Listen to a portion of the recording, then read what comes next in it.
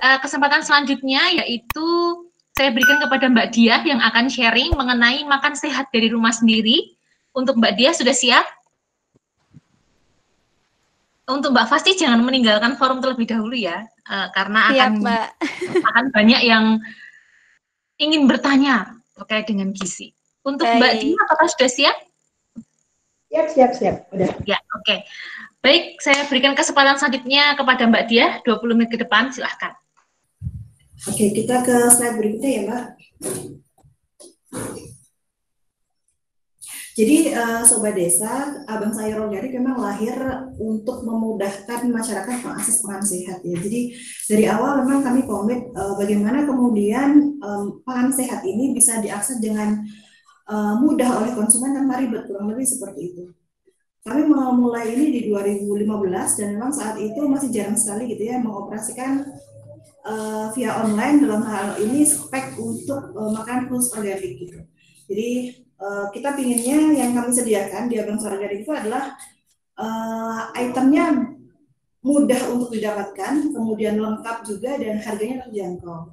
Jadi peralihan pada saat itu memang teknologi sudah mulai masuk gitu ya. Jadi kami mengambil celah itu untuk bisa memudahkan masyarakat dalam rangka mendapatkan makanan sehat. Kita tahu sendiri bahwa produk organik terutama dalam hal ini saat itu masih tersedia di outlet offline gitu ya. Jadi kayak misalnya supermarket, mall-mall seperti itu. Dan kita tahu bahwasannya juga semakin ke sini eranya itu adalah masyarakat terutama itu lebih identik untuk meminimalkan pergi-pergi dalam hal seperti itu. Lebih eksis di rumah, apalagi seperti ini ya di saat pandemi seperti ini. Jadi kami ingin banyak yang kemudian bisa mengakses tanpa harus mereka meluangkan banyak waktu atau mengeluarkan banyak effort gitu ya untuk mendapatkan pangan sehat juga gitu. Pada saat itu juga pangan organik terutama itu masih dengan harga yang tinggi gitu ya. Mungkin hanya sebagian masyarakat kita yang bisa mengakses pangan sehat gitu. Padahal secara apa ya, kalau kemudian kita bisa menyampaikan hukumnya adalah bahwa setiap manusia itu kebutuhan sehat itu adalah kebutuhan yang mutlak gitu. Seperti itu ya. Jadi Abang Sayur memang hadir kami lahirkan dalam rangka untuk memudahkan masyarakat dalam hal ini adalah ibu-ibu ya, khususnya identiknya dengan dapur untuk mengakses pangan sehat ya. Lanjut Mbak, next. Nah, ini yang ingin saya breakdown ke ibu-ibu bahwa karena memang kami saat itu saya sendiri memang masih turun ke lahan gitu ya, dalam artian produksi sendiri gitu ya. Dan dalam hal ini yang ingin saya sampaikan kepada konsumen itu bahwa Abang Sayur Organik itu adalah petani keluarganya mereka gitu. Mereka bisa mendapatkan informasi apapun terkait dengan suplai pangan ke rumah tangga mereka. Entah itu bagaimanakah prosesnya, jadi kami bercerita, kami memperkenalkan, menunjukkan bagaimana proses produksi pangan sehat gitu ya, pangan organik dalam hal ini yang saat ini masih berupa sayur dan buah saja pada saat itu di awal-awal. Kemudian yang kedua, kami ada grup member dan kami memberikan fasilitas gratis gitu ya untuk member grup itu untuk belajar tentang bagaimana memproduksi pangan sehat organik ini di rumah mereka sendiri. Jadi kita ngajarin juga mereka bagaimana mereka bisa memproduksi sendiri. Jadi kan karena memang kami berbasis online sehingga pelatihan ini hands on ya. Jadi yang kita ajarkan ke ibu-ibu ini terutama adalah bagaimana mereka itu bisa memegang sendiri gitu ya. Bisa melihat sendiri tingkat kesulitan dan sebagainya, potensi hama dan sebagainya, itu mereka tahu, oh kenapa ya kok sayur organik itu mahal ini misalnya ya, oh ternyata proses budidayanya seperti ini dan seperti ini, gitu. Effortnya memang besar karena manual dan sebagainya, itu kita deliverkan kepada konsumen ya. Dan yang terakhir adalah membumikan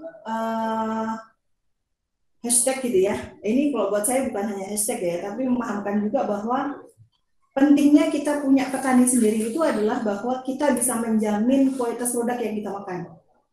Know your farmer, know your food. Ini yang saya breakdown betul ke konsumen, ke pelanggan kami bahwa it's okay kita memang bermuamalahnya, berinteraksinya via online.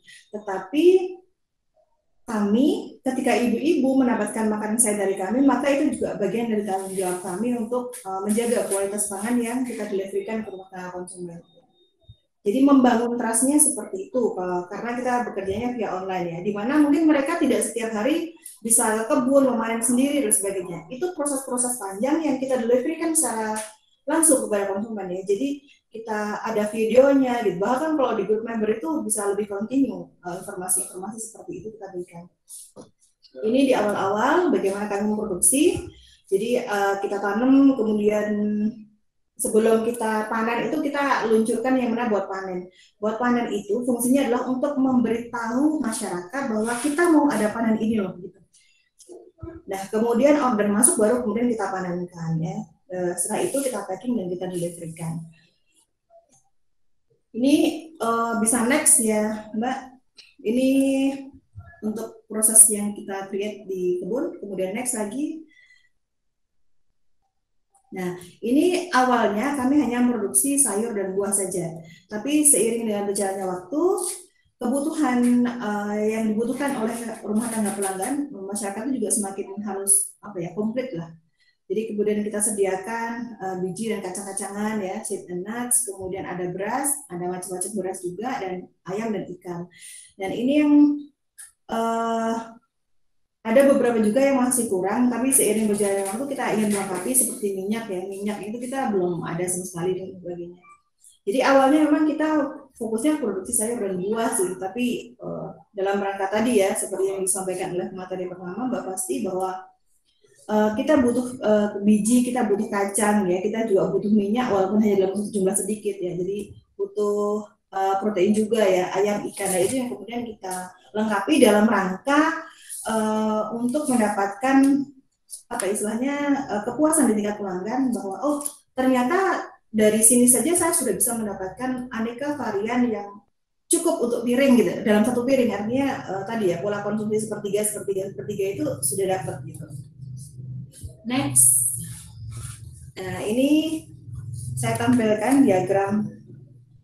Saya ambil 5 sayur yang tinggi peminat di tempat kami dan produksinya lebih gitu ya, memang kita banyakin, dan juga sayur kerasnya. Jadi kalau di sayur lokal, ini saya fokus ke sayur lokal ya, Sobat Desa. Sebenarnya ada sayur yang lain seperti kalian tidak saya tampilkan walaupun permintaannya sangat tinggi. Jadi di sini untuk sayur lokal itu tertinggi ada di bayam hijau. Bayam hijau dan yang kedua itu adalah head lettuce. Nah, dari sini kemudian tampak bahwa diversifikasi makanan di tingkat rumah tangga itu sudah terjadi. Artinya bahwa selada dengan permintaan yang hampir menyerupai jumlah bayam hijau. Kalau kita mungkin tahunya bayam hijau itu untuk dimasak sayur gitu ya. Ternyata di sini head lettuce untuk dimakan raw mentah dalam bentuk salad misalnya itu juga tinggi permintaannya. Hampir sama gitu ya, hampir sama dengan bayam hijau. Dan bayam hijau ini ternyata tidak hanya diolah dalam bentuk sayur saja, tapi juga digunakan sebagai green smoothies yang dicampur dengan pisang gitu ya, kemudian ditambah dengan chia seed, biji, ditambah dengan kacang dan sebagainya.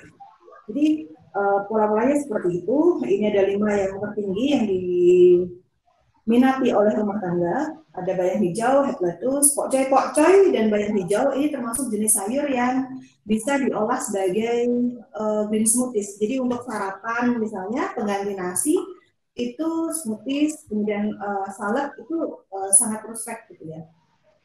Kemudian ada caisem dan kangkung. Kalau caisem dan kangkung itu identiknya memang diolah dalam bentuk masakan. Kemudian di sampingnya ada sayur keras. Di sini sayur keras permintaan tertinggi ada di wortel. Karena memang wortel kita tahu dia sangat bisa dan sangat famous untuk diolah sebagai jus.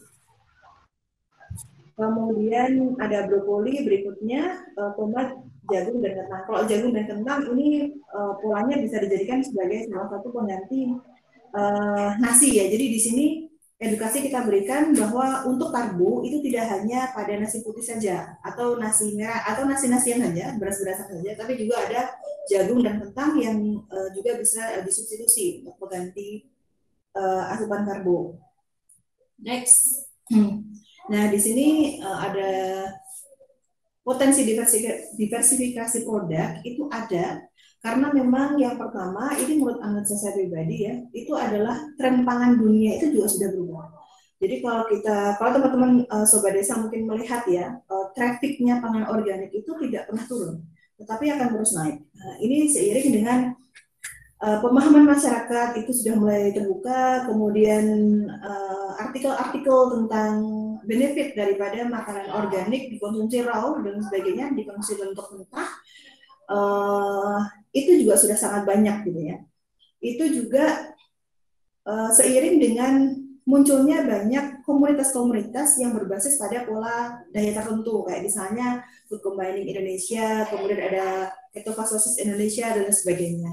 Jadi di sini tugas kami itu adalah memproduksi sayurnya, kemudian mengedukasi untuk diversifikasi produk yang mungkin bisa dikembangkan di skala rumah tangga, seperti yang tadi ya, dengan raw salad, kemudian green smoothies, kemudian mengganti nasi dengan varian yang lain gitu ya, dengan sumber-sumber karbo yang lain, seperti itu. Berikutnya, nah ini yang kegiatan yang kita lakukan sejauh ini. Yang pertama adalah mengedukasi. Edukasi itu kita berikan macam-macam bentuknya, online maupun offline, berupa artikel maupun langsung praktis. Salah satunya adalah dengan resep atau mungkin penyajian ya. Jadi biasanya kita ada semacam bahan baku yang kemudian kita buat lengkap dan itu kita turunkan resepnya seperti itu. Jadi ini memudahkan ibu rumah tangga untuk mengeksekusi juga. Kemudian yang kedua adalah melengkapi varian produk. Tidak bisa dipungkiri bahwa orang berbelanja itu membeli produk pangan itu milihnya mesti yang lengkap. Jadi kayak semacam one stop shopping gitu ya untuk produk pangan. Jadi mereka beli sayurnya di situ, beli ikan dan sebagainya sudah di situ. Nah ini adalah upaya yang bisa kami lakukan dalam rangka tadi untuk memudahkan masyarakat mengeksekusi yang namanya mereka bisa mengeksekusi pangan mereka sendiri begitu di rumah. Jadi lebih mudah. Kemudian yang ketiga adalah membuat bundling. Bundling ini kita berikan. Kita create misalnya ada yang mix lettuce gitu ya. Mix lettuce itu kita bundle gitu ya, agar sekali belanja tuh udah dapat banyak item gitu. Oh ternyata lebih simpel ya dengan sistem bundling gitu. Kemudian kalaupun dimasak dalam bentuk yang sayur, kita pernah melihat ada paket-paket seperti paket sop itu dulu pernah ada ya. Kemudian cah brokoli dan sebagainya seperti itu. Dan terakhir adalah challenge. Kita ada challenge diversifikasi. Kita coba untuk kemudian melibatkan masyarakat secara aktif, dalam hal ini adalah para pelanggan, agar benar-benar memang mengeksekusi teori diversifikasi ini gitu. Jadi kalau yang mungkin sarapan pagimu apa gitu. Kalau biasanya sarapan paginya dengan nasi putih, mungkin mereka memberikan opsi-opsi lain gitu ya. Misalnya tadi saya sampaikan raw salad, kemudian ada green smoothies dan lain sebagainya. Yang di dalam menu-menu itu memang sudah lengkap ya. Jadi ada biji, ada daging, ada sayur, ada buah seperti itu. Next, ini beberapa contoh diversifikasi produk. Ada raw salad, jadi di sini ada buah ya, ada sayur, ada biji, bunga matahari juga, kemudian ada green smoothies juga. Stick-stick di sini saya sampaikan ada kentang sebagai pengganti nasi gitu ya. Jadi pola-pola ini yang sekarang banyak dilakukan oleh konsumen kami. Kemudian yang terakhir adalah kami terus mengedukasi untuk mengkonsumsi real food. Jadi kalau misalnya buah itu bisa kita konsumsi dalam bentuk buah, ya kita konsumsi dalam bentuk buah, gitu. Entah itu untuk camilan, entah itu untuk makanan pokok dan sebagainya. Next. Nah, ini adalah salah satu. Saya ngambil satu testimoni saja hasil olahan dari konsumen. Jadi di sini teman-teman bisa melihat ini untuk sarapan apa makan siang. Jadi ini ada kentang untuk pengganti nasinya ya, ada dagingnya, ada sayur-sayurannya juga gitu ya. Jadi dengan minyak zaitun juga. Jadi bisa dibaca untuk deskripsinya. Jadi kurang lebih seperti ini. Pola-pola konsumen kami itu seperti ini. Jadi mungkin kalau misalnya masyarakat kita ya dulu mungkin masih ramai dengan swasembada beras gitu ya. Sekarang swasembada pangan gitu. Itu yang perlu kami edukasi juga seperti kegiatan challenge One Day No Rice, ya, itu coba kita kembangkan juga gitu. Jadi melihat bagaimana rumah tangga ini merespon terkait dengan diversifikasi konsumsi pangan dengan syarat yang tadi cukup gizi tadi ya. Jadi bukan lagi 4 sehat 5 sempurna. Jadi seperti itu. Next.